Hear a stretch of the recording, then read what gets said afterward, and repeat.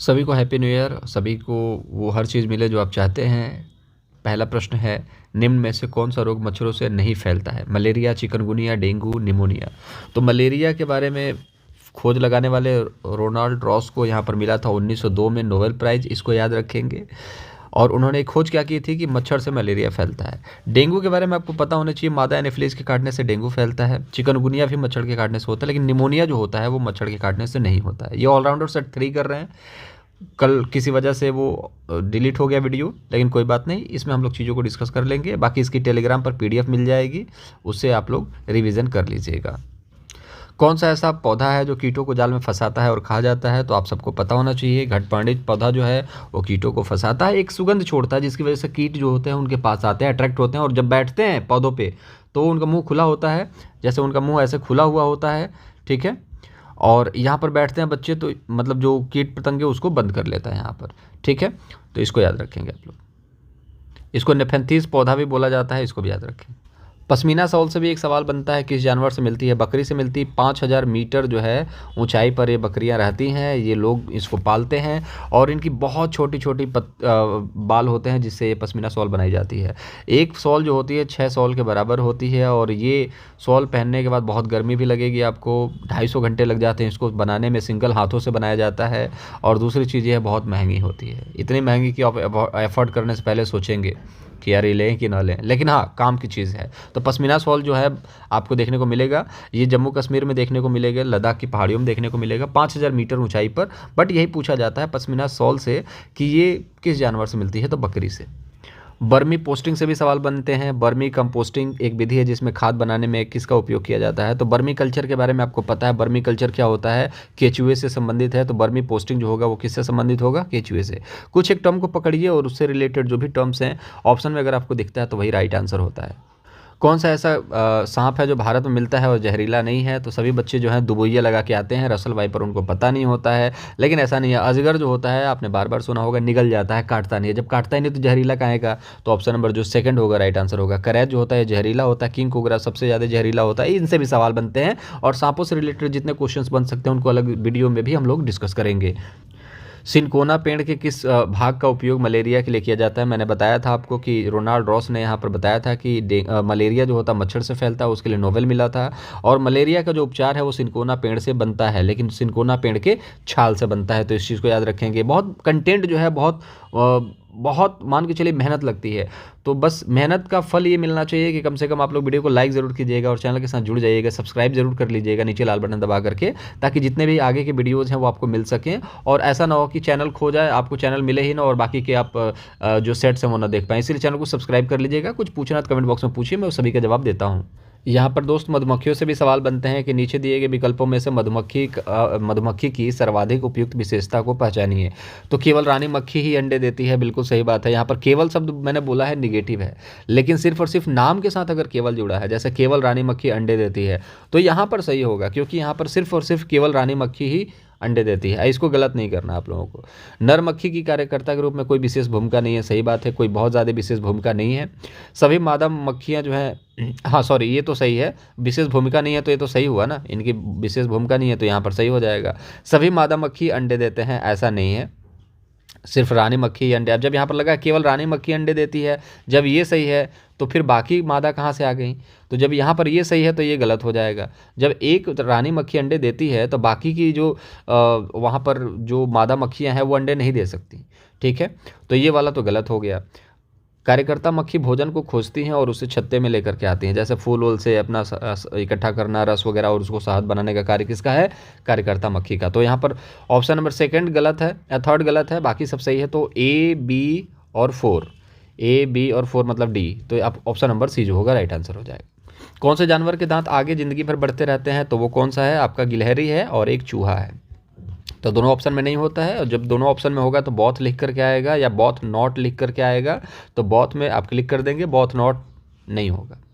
गणित से कुछ सवाल हैं, इसको देख लीजिए। गणित में समस्या समाधान की एक रणनीति नहीं है, क्या रणनीति नहीं है? तो गणित में देखिए याद करना है, रोट लर्निंग जो है ये गलत हो जाएगा, ठीक है। तो रोट लर्निंग की जहाँ पर बात की जाएगी गलत है। ग्राफिक मतलब कि चित्र के सहारे पढ़ाना अच्छी बात है, आप देखोगे, एनसीईआरटी की पुस्तक उठाओगे, हम जितने भी क्वेश्चन कर रहे हैं किस चीज़ के लिए कर रहे हैं, प्राइमरी के लिए तो कर रहे हैं ना। अब ऐसा नहीं अपने दिमाग का इस्तेमाल करें कि हम लोग बीएड बीटीसी वाले बच्चे हैं, सीटेट की तैयारी कर रहे हैं तो सीटेट के लेवल का क्वेश्चन नहीं, आपसे वही सवाल पूछा जाएगा कि आप प्राइमरी स्कूल की किताबों में है, ठीक है। तो प्राइमरी स्कूल को ध्यान में रखते हुए ऑप्शन को पढ़ना है। तो वहाँ पर फोटो के द्वारा चीज़ों को सिखाया जाएगा, गणित की सॉल्विंग करी जाएगी, ठीक है। सॉल्विंग बैकवर्ड्स ये भी इंपॉर्टेंट है, पश्चिगामी रूप से चीज़ों को सॉल्व करना, पीछे उसको क्या क्या चीज़ें आती है उनसे रिलेट करके चीज़ों को सिखाना। प्रयास एवं त्रुटि बच्चे गलती करेंगे, 2+2 4 तो कर देंगे, 2 भी 4 कर देंगे, लेकिन 2 × 3 कहा जाएगा तो 5 कर देंगे, तो इस चीज़ को भी देखना है, ठीक है। तो ये इंपॉर्टेंट चीज़ें हैं, रट करके याद करना गलत होता है, इस तरीके से नहीं सिखाना। ऑप्शन नंबर सी सही होगा। एक सवाल यहाँ पर इस तरीके से बनता है मैथ में कि 3+9, तो बच्चे यहाँ पर 4 5 6 7 8 9 10 11 12, सीधे 12 नहीं करते हैं, 4 5 6 7 8 9 10 11 12, 9+3 10 11 12 ऐसे करना है। इसके पीछे का रीज़न क्या है, इस चीज़ के बारे में बात करना है। तो बताइए इसका आंसर क्या हो सकता है।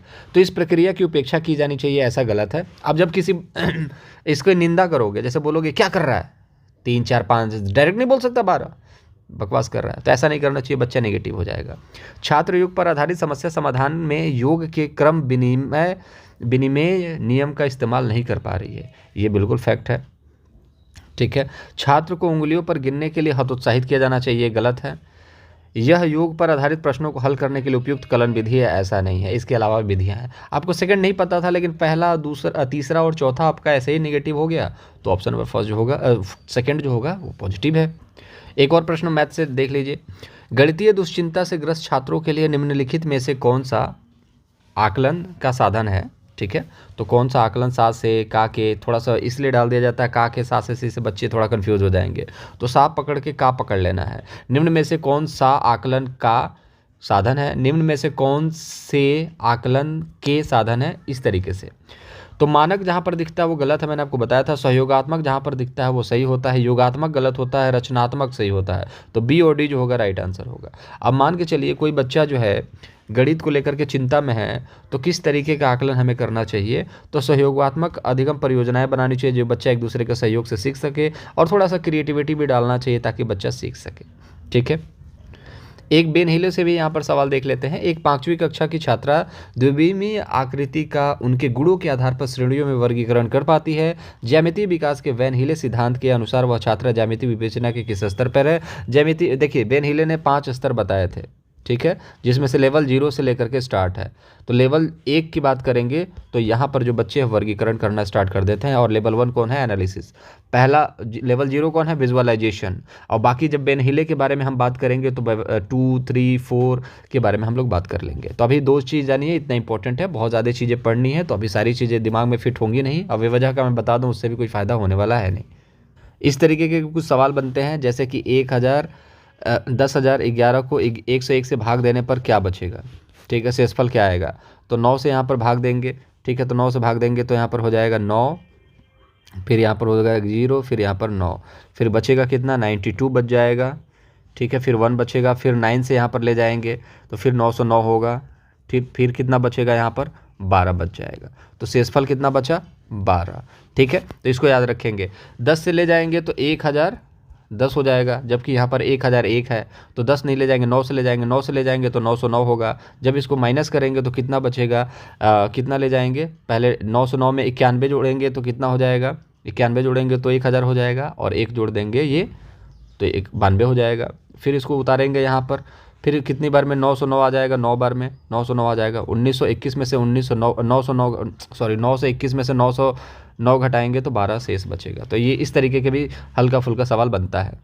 एक सवाल ये भी देख लीजिएगा, 786360 में दोनों 6 के स्थानीय मानों का गुणनफल है।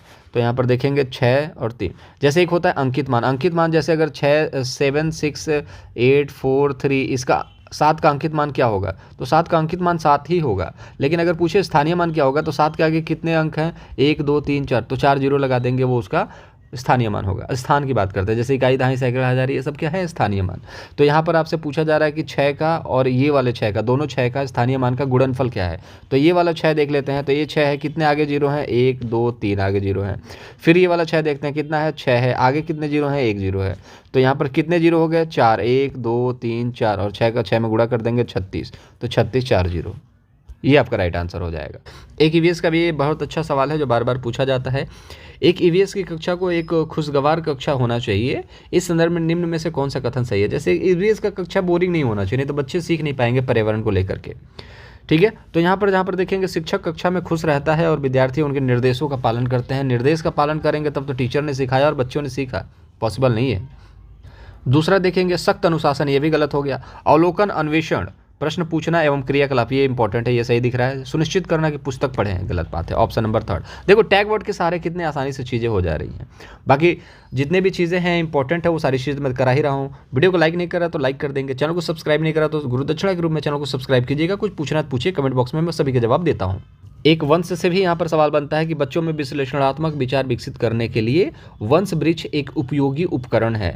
तो वंश वृक्ष मतलब कि आपको फैमिली ट्री के बारे में सुना होगा, जैसे दादा हैं, दादा के बाद उनके लड़के हैं, उनके लड़के के बाद उनके लड़के हैं, उनके लड़के हैं, उनके लड़के हैं, उनके पापा के बाद उनके 3 4 5 पोते हैं।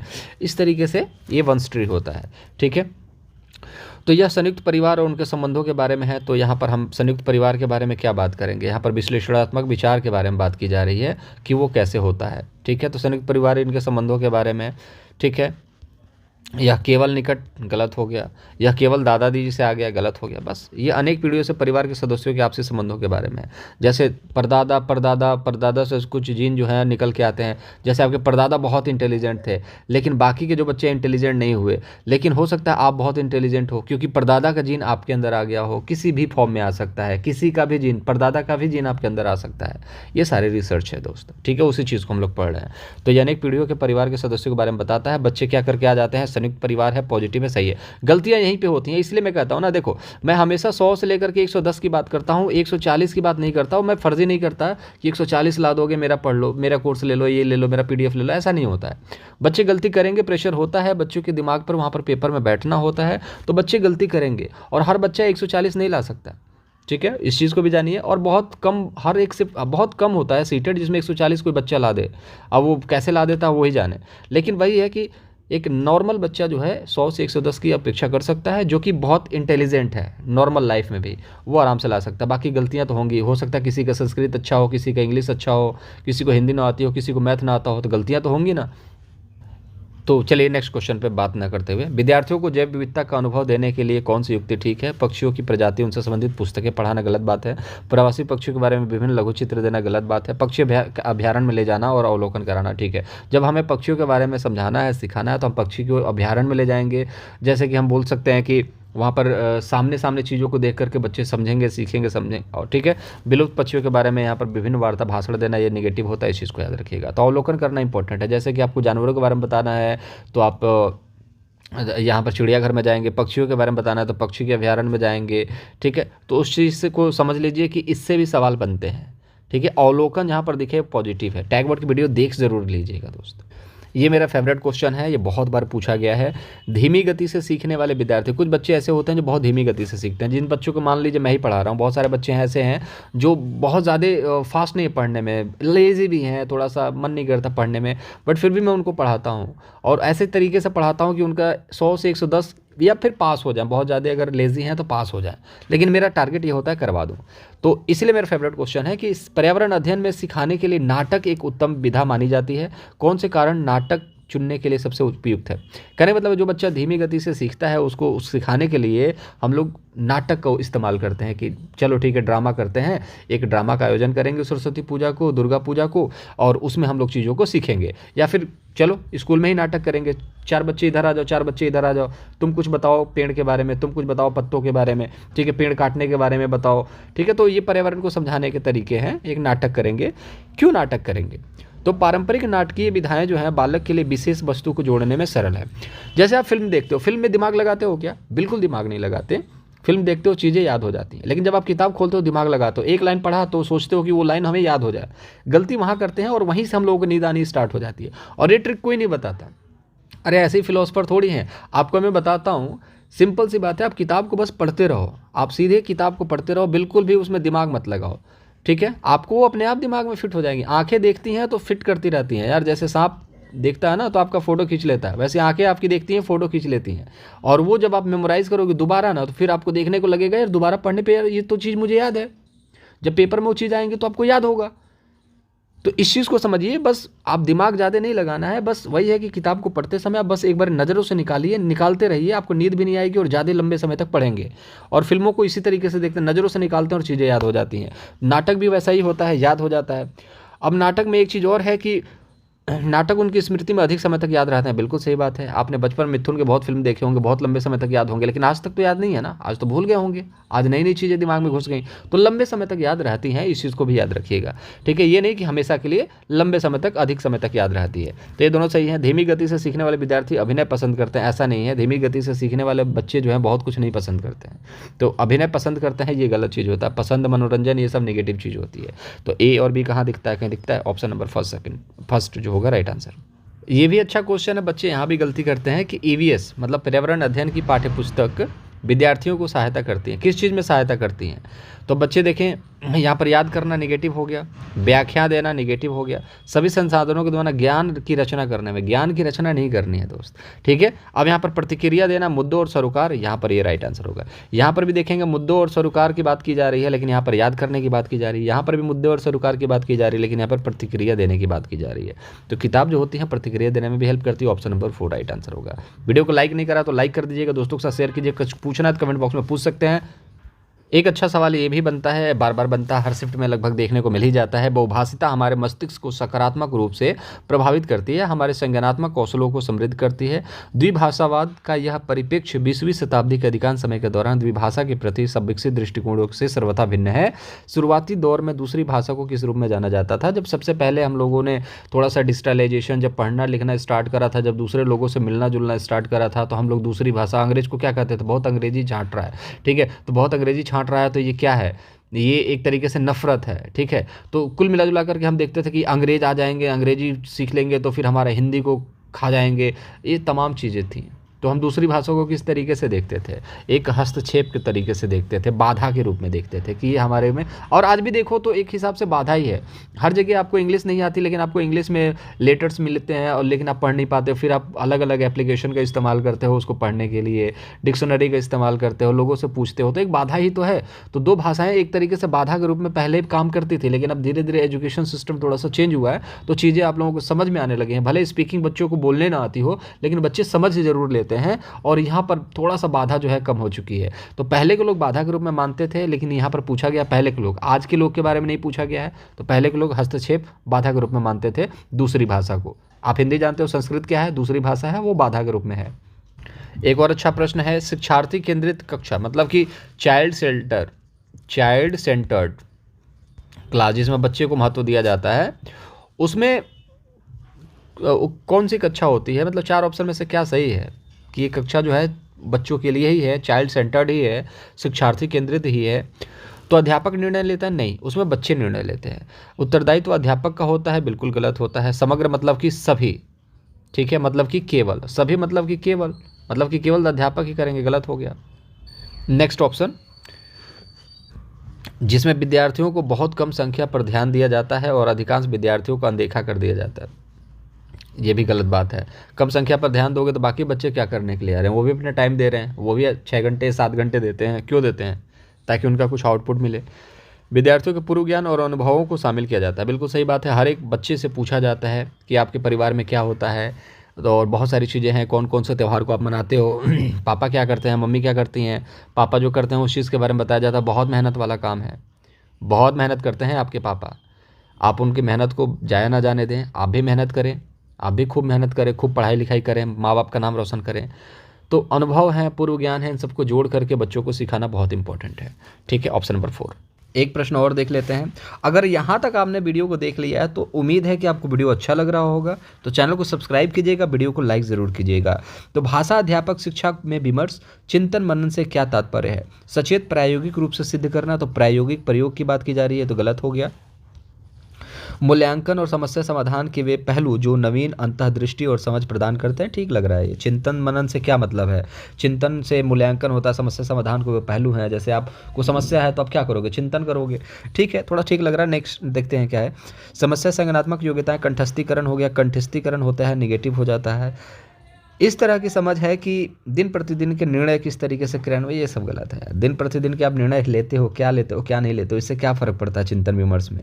तो अध्यापक शिक्षा के बारे में बात की जा रही है, तो यहाँ पर समझ प्रदान करना सबसे इंपॉर्टेंट है। मूल्यांकन है पॉजिटिव, समस्या समाधान है पॉजिटिव, अंतर्दृष्टि है पॉजिटिव, नवीन अंतर्दृष्टि है और पॉजिटिव, समझ प्रदान करना पॉजिटिव। तो अब कितने पॉजिटिव चाहिए क्वेश्चन को सॉल्व करने के लिए? टैग वर्ड में आपको सारी चीज़ें बताए रखी हैं, तो इसका आंसर आपको सेकेंड हो जाएगा।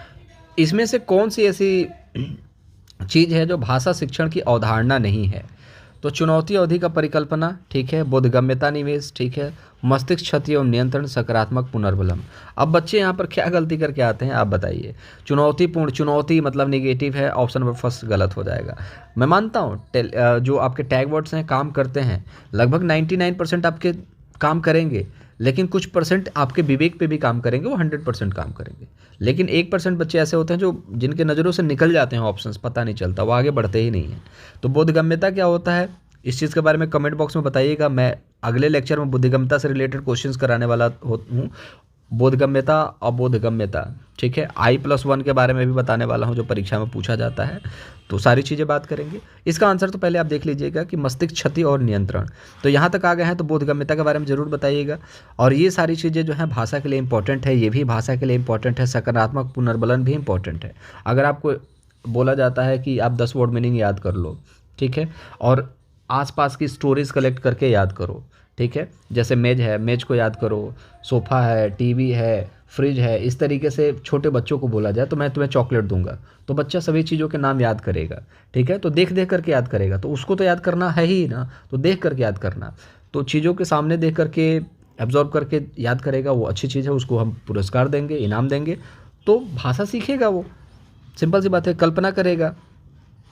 मस्तिष्क में क्षति अगर पहुंच गई तो भाषा की अवधारणा नहीं है, इसको याद रखिएगा। तो ये ऑप्शन नंबर आपका थर्ड हो जाएगा। नई शिक्षा नीति से सवाल बनते हैं और 5 + 3 + 3 + 4 ये याद रखिएगा पूछा जाता है। प्री प्राइमरी इसमें आता है, ठीक है। चलिए, विद्यालय में अधिगम के लिए बहुभाषिता और भाषाओं की शक्ति आवश्यक है। आगे की शिक्षा को सहज बनाने के लिए विद्यालय के प्राथमिक चरणों में माध्यम के रूप में अंग्रेजी भाषा होगी। सिर्फ माध्यम अंग्रेजी नहीं होना चाहिए। सभी भाषा अधिगम मातृभाषा में होना चाहिए, ऐसा बिल्कुल नहीं है। सभी भाषा कैसे अधिगम मतलब मातृभाषा में ही होनी चाहिए, ऐसे नहीं हो सकता, सभी नहीं हो सकता। सभी जहाँ पर दिखता है वो निगेटिव हो जाता है ऑलमोस्ट। बच्चों को अपनी रुचि के अनुसार अनेक भाषाएं सीखनी चाहिए। तो यार सारे बच्चे भाषा सीख के करोगे क्या? नई शिक्षा नीति ये कहती है कि बहुभाषिता पर ध्यान दो। बहुत सारी भाषा आपको आना चाहिए, लेकिन ज़रूरी नहीं है कि आपको सीखना है। आना और सीखने में फ़र्क है, ठीक है, इस चीज़ को याद रखिएगा। और भाषाओं की शक्ति आवश्यक है। भाषा की शक्ति को पहचानिए। इंग्लिश कितना पावरफुल है, हिंदी कितना पावरफुल है, संस्कृत कितना पावरफुल है। परीक्षाओं में पूछे जा रहे हैं इनसे प्रश्न, तो पावरफुल तो है ना। चलिए, 2 से लेकर 6 वर्ष की अवधि को क्या कहा जाता है? तो याद रखिएगा 0 से लेकर के 2 वर्ष जो होता है वो किसको शैशव काल बोला जाता है। 2 से लेकर के 6 वर्ष तक की अवस्था को प्रारंभिक बचपन कहा जाता है, जिसको हम लोग पूर्व बाल्यावस्था भी कहते हैं। बचपन मतलब बाल्यावस्था। 6 से लेकर के 9 तक को कहा जाता है आपका मध्य बचपन, और 9 से 12 तक के लिए बोला जाता है उत्तर बचपन, ठीक है, इसको याद रखिएगा। दूसरी बात है, सवाल ये बन जाता है कई बार बच्चों के दिमाग में कि सर 2 से लेकर के 6 वर्ष तो आपका शैशवावस्था होता है। तो शैशवावस्था नहीं होता है 2 से 6 वर्ष तक, ये होता है आपका प्रारंभिक बचपन, पूर्व बाल्यावस्था। हाँ, 0 से लेकर के 6 वर्ष होता तो हमें शैशवावस्था मानता, लेकिन 2 से लेकर के पूछा। अब बच्चे 2 से 6 वर्ष की अवस्था को शैशवावस्था मार करके चले आते हैं। इन क्वेश्चंस को देखने के बाद आपको लगेगा कि सर वाकई में लेवल का पढ़ा रहे हो, जो परीक्षाओं में पूछा जाता है पढ़ा रहे हो। तो सब्सक्राइब करना तो बनता है यार।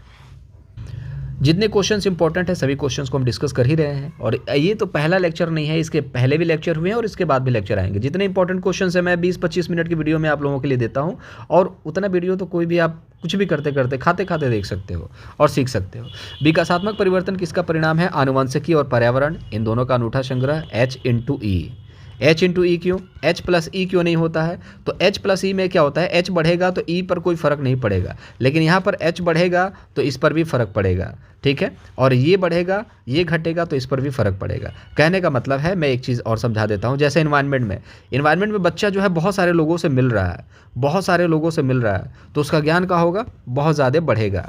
लेकिन इन्वायरमेंट में क्या है कि वो बहुत सारे लोगों से नहीं मिल रहा, वो अकेले रहता है, तो उसका बुद्धि जो है, उसका ज्ञान जो होगा वो कैसा होगा, वो बहुत कम होगा, ठीक है, उसका विकास बहुत कम होगा। तो हेरिडिटी और इन्वायरमेंट बहुत इंपॉर्टेंट है, एक दूसरे के पूरक हैं, ठीक है। ये इन मल्टीप्लिकेशन का मतलब होता है। मल्टीप्लिकेशन में जैसे 4 × 3 है, अब 3 की जगह 2 कर देंगे तो कितना हो जाएगा, 8 हो जाएगा। 4 × 3 है, अब 4 की जगह 3 कर देंगे तो 3 × 3 कितना हो जाएगा, 9 हो जाएगा। तो दोनों एक दूसरे के पूरक होते हैं, इसलिए H × E किया जाता है। ये आपको पैटर्न कोई नहीं बताएगा, जिस हिसाब से मैंने बता दिया। बाकी बहुत सारी चीज़ें भी बताऊंगा, परेशान क्यों हो रहे हो आप लोग, आपको पास कराने की जिम्मेदारी मेरी है। तो चलिए आज के सेशन में चलिए और कुछ क्वेश्चन देख लेते हैं। मगरमच्छ का शिकार किस लिए किया जाता है, तो त्वचा के लिए किया जाता है। बोरा चिपचिपे चावल एक सामान्य किस्म की सामान्य किस्म, बोरा एक चिपचिपे चावल का एक सामान्य किस्म है। ये कहाँ पाया जाता है, तो असम में पाया जाता है। सर्दियों में दादी जो है त्वचा के रूखेपन से बचने के लिए कुछ घोल लगाती हैं, उसको क्या बोलते हैं, गुलाब जल, ग्लिसरीन, नींबू, ये सब। नेक्स्ट क्वेश्चन देख लेते हैं कि छोटे से पेड़ झाड़ी की शाखा में लटकने वाला घोंसला बनाने वाला पक्षी कौन सा होता है, तो वो है आपका ये सूर्य पक्षी, ठीक है, जिसको हम लोग शक्करखोर कहते हैं। इसके बारे में अलग सेपरेट एक पक्षी का वीडियो आएगा, उसको देख लीजिएगा जरूर। उसके लिए चैनल को सब्सक्राइब कर लीजिए ताकि जब भी आए आपको मिले। 12 से 13 पक्षियाँ हैं, जैसे सवाल बनता है बहुत आसान, 1 या 2 क्वेश्चन बन जाते हैं हर शिफ्ट में, तो यहाँ पर 1 नंबर या 2 नंबर आपका पक्का हो जाएगा। तो कौवा जो होता है वो सबसे ऊंची डाल पर अपना घोंसला बनाता है। कोयल उसमें अपना अंडे रखती है, कौवा उसकी निगरानी करता है। बारबेट मतलब कि बसंत गौरैया होती है, जो कि पेड़ के तने में अपना घोंसला बनाती है। भारतीय रोबिन जो होती है, ये पहाड़ों पर और पत्थरों के बीच में अपना घोंसला बनाती है। तो सारे चीज़ों के बारे में बात करेंगे और इसकी पीडीएफ भी टेलीग्राम पर आप लोगों को मिलेगी। तो टेलीग्राम चैनल का लिंक डिस्क्रिप्शन में है, वहाँ पर जाकर जरूर जुड़िएगा। और चैनल को सब्सक्राइब नहीं कर रहे हैं तो प्लीज़ जल्दी से चैनल को सब्सक्राइब कीजिए, ताकि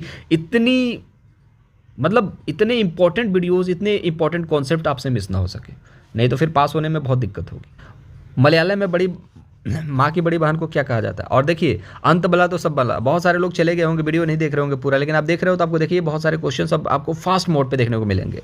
बलियम्मा जो होते हैं, ये मलयालम में माँ की बड़ी बहन को कहा जाता है, इस चीज़ को याद रखेंगे। हमारे इधर तो मौसी बोला जाता है, आपके इधर क्या बोला जाता है, कमेंट बॉक्स में फटाफट बताएं। पीएनआर टिकट से सवाल बनते हैं और बच्चे यहाँ पर गलती कर देते हैं। पीएनआर टिकट में क्या दर्शाया जाता है, तो यात्री का नाम रिकॉर्ड दर्शाया जाता है, इस चीज़ को याद रखिएगा, संख्या नहीं दर्शाया जाता है, ठीक है।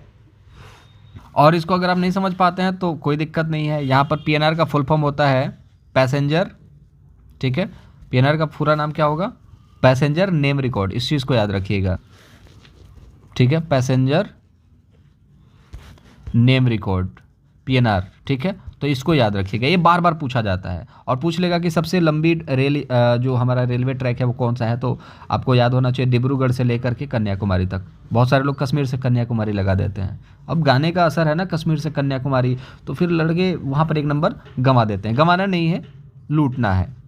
हाथियों के झुंड में मुखिया कौन होता है तो हथनी होती है, जिसको हम लोग मादा हाथी भी कहते हैं, ठीक है। और सबसे उम्र दराज होती है, 10-12 साल तक रहती है और उसके बाद वो छोड़ करके पता नहीं कहाँ चली जाती है। लेकिन ये है कि वो रहते हैं और सिर्फ एक युवा हाथी रहते हैं, बच्चे रहते हैं, छोटे छोटे बच्चे जो होते हैं वो रहते हैं, और मादा हाथनी रहती है, सरदारनी की, मतलब झुंड की सरदारनी। तो याद रखेंगे मादा हाथी। मिट्टी के बर्तन बनाने के लिए क्या करना होता है, बेक करना होता है। जैसे ब्रेड को बेक करते हैं ना, कि ताकि जले भी ना, ठीक है। जैसे घर में कई बार तवा पर बनाने पर या फिर गैस पर बनाने पर जल जाता है, तो वो बेकिंग नहीं कहा जाता। जब जल गया तो बेकिंग नहीं हुआ। बेकिंग मतलब बिल्कुल भी जले ना, तो बेक करना पड़ता है। और ज़्यादा अगर जला दोगे तो वो काला पड़ जाएगा, भुन जाएगा, ख़राब हो जाएगा, ठीक है। कि देखो बोला जाता है ना कभी भी कि और आग और पानी में कितनी दोस्ती होनी चाहिए, यहाँ पर रहो, आग से भी उतना ही दूरी रखो और बर्फ़ से भी उतनी ही दूरी रखो, तभी जीवन संभव है। अगर आग के पास ज़्यादा चले जाओगे तो जल जाओगे, बर्फ़ के पास ज़्यादा चले जाओगे तो ठिठुर जाओगे, ठीक है। तो यही चीज़ है, अगर आप मिट्टी के बर्तन बना रहे हो तो उतना ही पकाओ जितना इंपॉर्टेंट है। ज़्यादा जला दोगे तो वो ख़राब हो जाएगा, टूट जाएगा। पौधे का वह भाग जो दांत में दर्द होता है तो उसके उपचार के लिए इंपॉर्टेंट है, तो लौंग, इस चीज़ को याद रखिएगा। बचपन में भी आपको मम्मी ने लौंग दिया होगा, और ये चीज़ इसलिए सिखाई जाती है ताकि आपको ये चीज़ बच्चों को बता सकें। जब कोई नृत्य करता है तो इस चीज़ के बारे में मैंने बताया ही हॉट 10 में, लेकिन देख लीजिए कि मुद्रा किस तरीके का होता है, भावनाएं यहाँ पर दिखती हैं।